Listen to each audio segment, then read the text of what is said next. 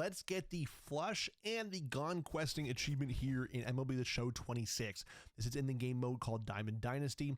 I highly recommend opening your packs before this and kind of saving these achievements for the end, as if you have a better team, you're going to perform better, and this achievement, it just becomes that much easier for both of them.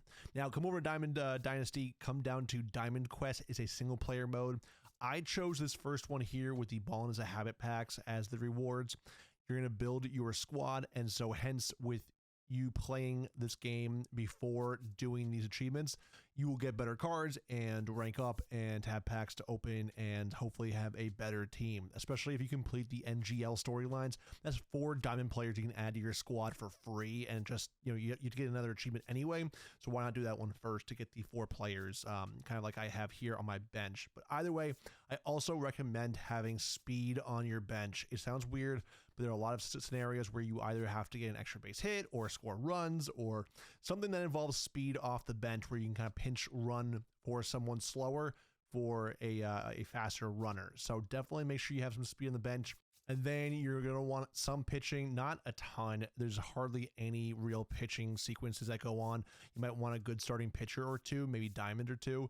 And then with the lineups, again, you're going to want to make sure that you have your best players toward the top and your kind of like least better players toward the bottom, as is traditional baseball. Don't overcomplicate things. Just make a decent lineup.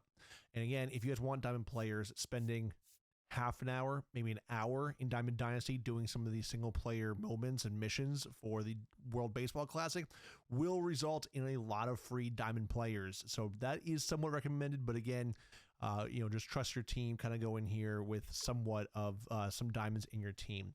Now, looking at the map, when you're actually starting to play, this is somewhat like a board game. Now, you're going to roll a dice, you're going to have 5 moves in that case, because I rolled a 5. Each square is either going to have a challenge or a mini reward or a perk. So the perks help you and they kind of stack as well.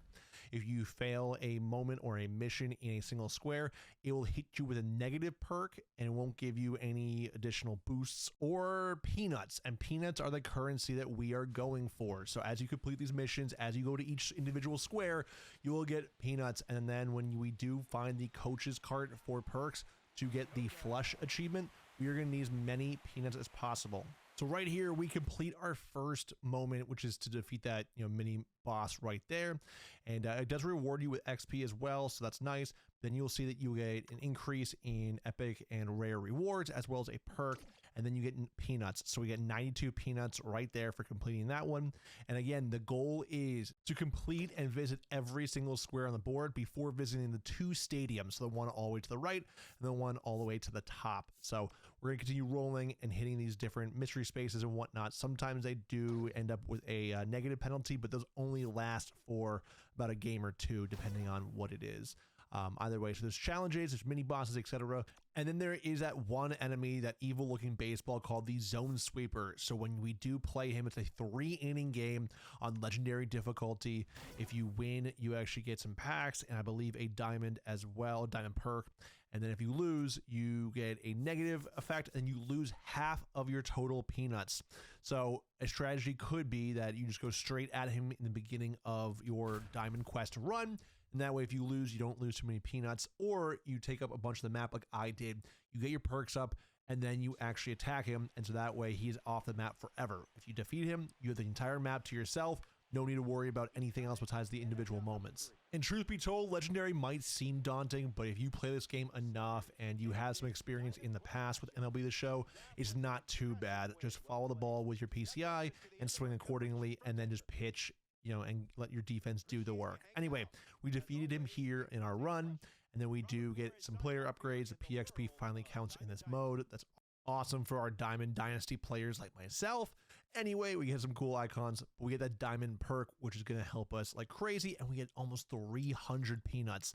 Ideally, you want to aim for about 3,000 peanuts. The coach's cart, I will say, is in a random location every single time on the board. So you have to keep on finding the squares anyway, and you'll eventually run into the coach's cart. Now, we should have enough peanuts when we do find it, if it is later in the game, to buy the leftmost perks, so the left one and the middle one, I should say, for a total of 3,000. Here we don't have all of the peanuts needed to buy both perks, but we can come back to this cart. So this cart will always be in that location. So go ahead, you can finish the rest of the map. Do not visit the stadiums yet. Do not visit the stadiums yet. I cannot say that enough. Go ahead, complete other challenges, get more peanuts until you can afford the second perk. Once you can, go ahead and come back to the coach's cart. At the coach's cart, simply go ahead and buy the remaining perk. There will be a diamond perk that costs way too much. Do not buy that one for this achievement. Yes, if you are trying to go for the non-flush achievement, it still might be a good buy to go with the diamond perk, but if you want to get the flush achievement, you need to buy the middle one and usually the left one, the 2 gold ones, the 2 cheaper of the option. Now, after you have the flush perk and you are all set with the board, we are going to approach one of these stadiums. Basically, we just have to win one of the stadiums to finish our conquest run. It does not matter which stadium. Either way, we'll enter here, choose your difficulty. I recommend rookie. There's no real difference at this point after completing the entire map between the difficulties, but I went with rookie. It's a 3-inning game. You just have to win. I believe I won 1-0 as the overall score. Nothing too crazy, just 3-inning game, nice and easy and fast. When you do win, you will have a bunch of rewards, which is very nice if you do want to play Diamond Dynasty afterward. But after that, we will gain some more peanuts, and there will be another stadium if you want to defeat it. You do not have to. This achievement just requires you to defeat one of the stadiums. Watch, these are the rewards that we are getting. This is really cool and everything, but right here it says continue this quest or collect treasure and end this quest. If you want the achievement, collect treasure and end this quest, the achievement will pop. If you do want to go for the other diamond guaranteed card right there, go ahead and go for the second stadium right there. But for the achievement, you just have to defeat one and then end the quest. There you guys go. Both Diamond Dynasty achievements done in MLB The Show 26. I'll see you guys later. Peace out. Have a great day.